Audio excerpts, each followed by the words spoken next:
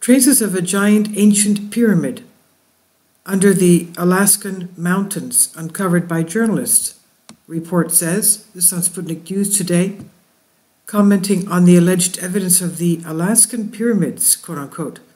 The existence. A prominent conspiracy theorist speculated that the existence of this structure was covered up by the government because otherwise, quote, we would have to completely rewrite the science of human origins, end quote. A nuclear blast that took place in China nearly 30 years ago apparently led to a surprising discovery hundreds of miles away in Alaska, where the U.S. government seismometers detected some peculiar geological anomalies, which in turn led a number of dedicated enthusiasts to pursue claims of a massive pyramid located well below the surface of the frozen peninsula. And according to the newspaper, citing the History Channel's Ancient Aliens TV show, journalist Linda Moulton Howe was contacted by an ex-naval worker who told her, on condition of anonymity, that his father, an engineer, was able to see the pyramid while he was working on a top-secret government project. Quote, his father had a Navy career and then was asked to continue to work in Alaska on a very special project that involved something underground that put out a lot of energy. And she added, he would go down to the base of a huge pyramid using the elevators. His work was to try to understand how this was giving off what they estimated as a gigantic amount of energy. But he never would talk because this was a government secret, end quote. David Wilcock, American author and conspiracy theorist who was also featured in the documentary, further insisted that something was found there in Alaska and that the government attempted to conceal the find. He says, I think the reason why it has been covered up is that we have to completely rewrite the science of human origins, the concept that at one point there was a global industrialized civilization that had reached a technology that in fact was superior to our own, because we cannot easily build pyramids like this today, end quote. Well, obviously, it must have been something pre-flood civilization. And going on with this, now earlier this month, Assistant Professor Matthew Peoples at the School of Human Evolution and Social Change in Arizona State University stated that aliens have never visited Earth to help human civilizations, arguing that theories that claim otherwise often neglect to take a systematic and scientific approach to research as well as to facts and observations. Okay, maybe they weren't aliens, maybe they were pre-flood human beings with advanced technology, as Plato obviously wrote concerning Atlantis. He said that they even had robots.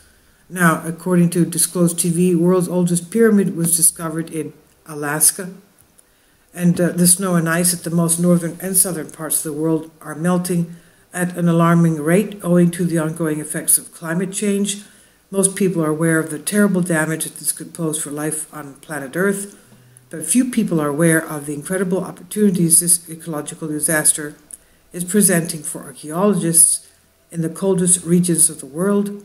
The receding of ice and snow is exposing extraordinary archaeological findings, including 2 ancient pyramids, which have been discovered in Alaska. The pyramids were first discovered by a team of geologists who were on a hiking expedition across the Alaskan landscape, and they found that only the upper section of the pyramid had been exposed at that time. When they investigated the rock formation, they concluded almost instantly that it was not a natural construction. In other words, it was not a natural mountain. They noted that the rocks had been stacked carefully, one on top of the other, in a similar manner to other ancient megaliths, such as the famed pyramids built by the ancient Egyptians. Now, following this discovery, a scheduled Chinese underground nuclear test led to more revelations about the mysterious pyramids. Scientists collated a huge amount of seismic data about the area to ensure that the underground nuclear test would be safe. This led to them confirming the existence of the 2 pyramids buried deep beneath the Alaskan snow. They also suggested that the pyramids were larger than the towering Great Pyramid of Giza. And this discovery of the pyramids surprised some people, but their existence came as no surprise to anthropological researchers such as Linda Moulton Howe. The indigenous people of Alaska have long spoken about the existence of pyramids in the region, which play a central role in some of their ancient mythology. They describe the pyramid as a Bermuda Triangle-esque area which is controlled by an evil spirit named Kushtaka, who captures lost travelers who wander too close to the pyramids. It's like the Bermuda Triangle of Alaska, in other words. So this has to do with the Bermuda Triangle of Alaska. According to this report, for over 150 years, Russian scientists have documented the mysterious region known as the Bermuda Triangle of Alaska, most notably the account of the native Tlingit people living there, who for thousands of years have integrated this peculiar religious cult of the evil spirit named Kushtaka. Well, we know that Alaska, of course, was originally Russian, and so they know of these legends here. So thousands of people have already mysteriously disappeared in this Alaska-Bermuda Triangle. We've probably heard legends about planes and ships disappearing in the Bermuda Triangle, the Devil's Triangle, the area of ocean between Florida, Puerto Rico, Bermuda, but those legends don't come close to the very real and very serious disappearance that have plagued Alaska for decades. There's a region of wilderness known by names like Alaska's Bermuda Triangle, the Bermuda Triangle of Alaska, the Alaskan Triangle. No matter what name you give it, it's far more deadly than its cousin, the Bermuda Triangle. Missing in Alaska, the border of the Alaskan Triangle stretches from Barrow on the state's north coast to Anchorage and to Juneau across the southern coast, and includes vast areas of largely unexplored wilderness.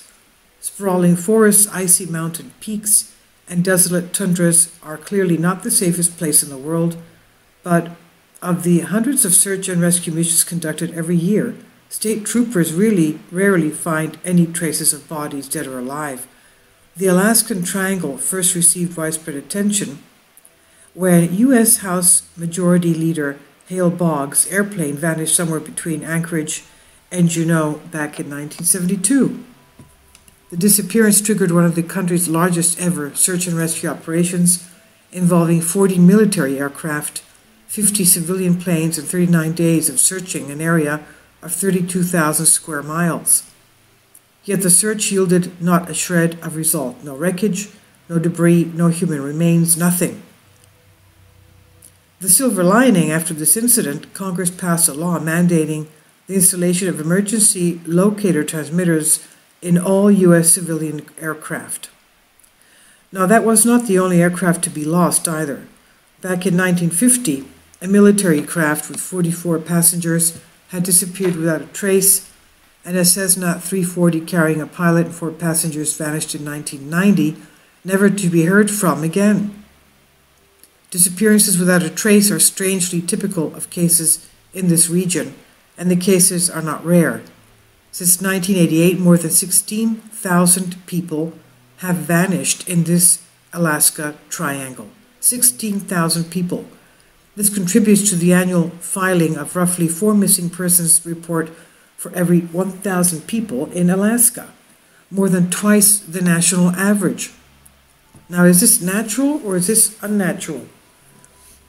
It's easy to write off a disappearance as people get lost and quickly succumb to the elements, but the numbers seem too staggering for such an easy answer. One potential reason for the disappearing planes: the terrain utterly obliterates them. In 1947, for example, the British South American Airways BSAA Lancastrian 3 airline Stardust disappeared en route from Buenos Aires, Argentina to Santiago, Chile, and his fate was unknown for more than 50 years.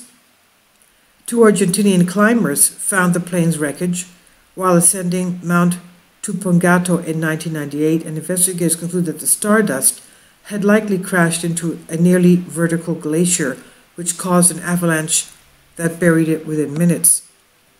Still, it seems unlikely that similar avalanches would have occurred in every single plane that's gone down missing over the Alaska Triangle. And what about the lost hikers and the tourists and Alaskan residents who were not flying in planes? This is where theories get a little less or grounded in science, to say the least. In the book In search of the Katshuka, Alaska's other Bigfoot, the land otter man of the Tlingit Indians, author Dennis Waller explores the history of the mythical shape-shifting creatures found in stories of the Tlingit and Tishien Indians indigenous to the southeastern Alaska area. The Kushtaka roughly translates to land otter man and is the Bigfoot of the Alaskan Triangle. Legend has it that the creature appears to travelers in an irresistible form, such as a relative or a vulnerable child, to lure victims to a nearby river, where it tears them to shreds and turns them into another Kushtaka. A more grounding explanation is that the deceptively beautiful glaciers of Alaska have swallowed many of the missing people and planes. Although they may appear to be solid ice, the glaciers are actually honeycombed with hidden chambers, and those crevices can be larger than houses or even office buildings. Coupled with the falling snow of the northern climate, it's not unreasonable to think that in the Alaskan Triangle, vanishing into thin air really just means buried by nature. Just remember to stay safe if you do venture into this Alaskan wilderness, and contact Alaska's Missing Persons Clearinghouse if you find or need help finding a wayward traveler. This is from Curiosity.com.